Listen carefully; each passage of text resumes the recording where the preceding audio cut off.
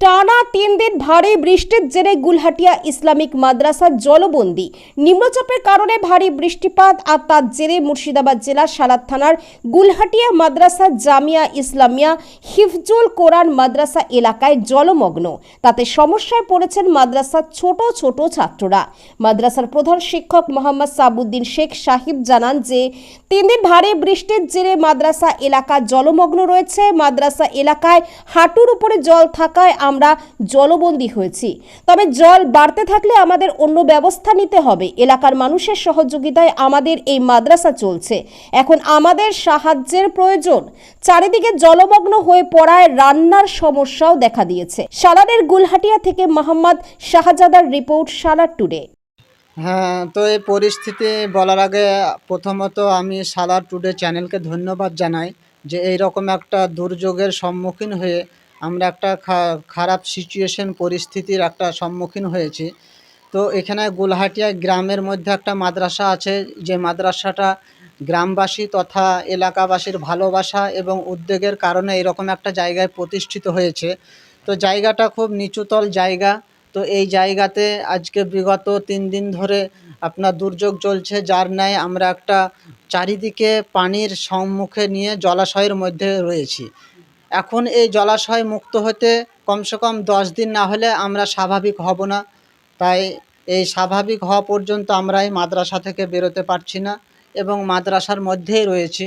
তাই এই আপনার চ্যানেলের মাধ্যমে যারা দিনদরদি ভাইরা আছে, আশা করি তেনারা দৃষ্টিকোণ পাবে এবং এই জিনিস থেকে আমরা আশা করি যে অসুবিধা হওয়ার সম্ভাবনা রয়েছে, সেটা থেকে আশা করি এই যে আপনার মাধ্যমে খবর গিয়ে সেটা আমার মুক্ত হতে হবে। পানি এখন কি বাড়ছে দেখছেন?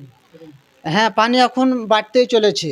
এখন পানি আপনার যে গতি আছে, সেই পুরো মাঠের পানি এবং গ্রামের পানি আস্তে আস্তে গতিটা বাড়তেই চলেছে এবং এটা আগামীতে আরও বাড়বে। এখন কি ব্যবস্থা নিচ্ছেন এখান থেকে?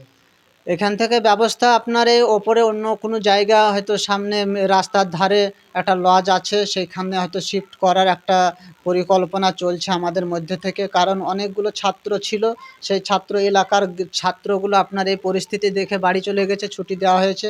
যারা হয়তো আপনার দূরে বাড়ি, যেমন দিনাজপুরের ছাত্র রয়েছে, বর্ধমান ছাত্র রয়েছে, তারা হয়তো যেতে পারেনি, আটকে রয়েছে, তাই তারা এখানে আটক হয়ে রয়েছে।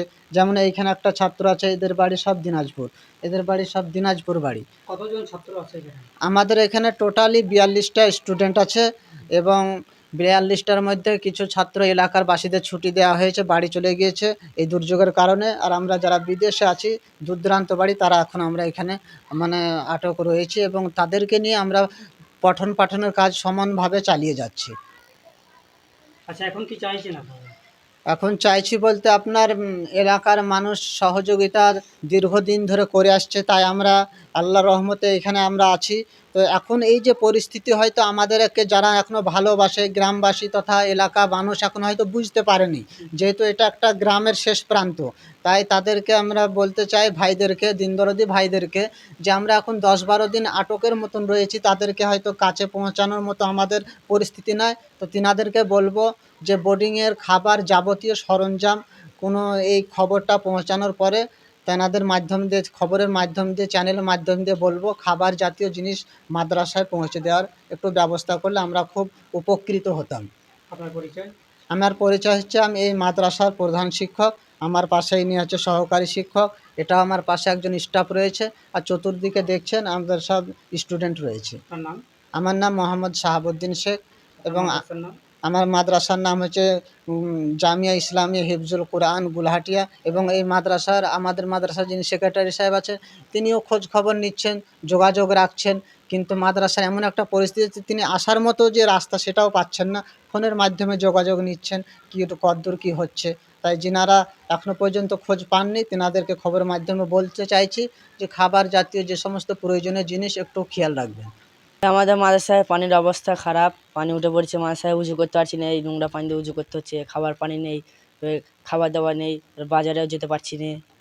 পুরো পানি জমে গেছে তো? হ্যাঁ, মাদ্রাসার সামনে পুরো 1 হাঁটু করে পানি। পানি কি এখন বাড়ছে নাকি? হ্যাঁ, পানি অতিরিক্ত বাড়ছে, পানির অবস্থা প্রচুর বাড়ছে। তোমার নাম কি? আমার নাম ফরিজউদ্দিন মণ্ডল, কোন মাদ্রাসায় পড়াশোনা করো? গুলহাটিয়া মাদ্রাসায়।